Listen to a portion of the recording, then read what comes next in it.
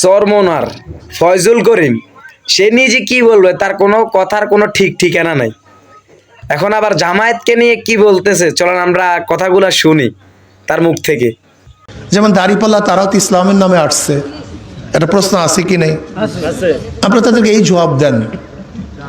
তারা স্পষ্ট বলেছে তারা ক্ষমতায় গেলে তারা কোরআন ও সুন্নাহ অনুযায়ী আইন প্রণয়ন করবে না। জামাত ইসলামের আমির মহোদয়ের সাথে আমরা কথা বলেছি, এই বাংলাদেশের শারিয়া ল অর্থাৎ শারিয়া আইন উনি বাস্তবায়ন করবেন না।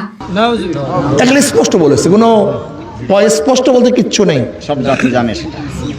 অস্পষ্ট বলতে কিচ্ছু নাই। তারা স্পষ্ট বলেছে আমরা ক্ষমতায় গেলে প্রচলিত আইনে দেশ পরিচালনা করবে।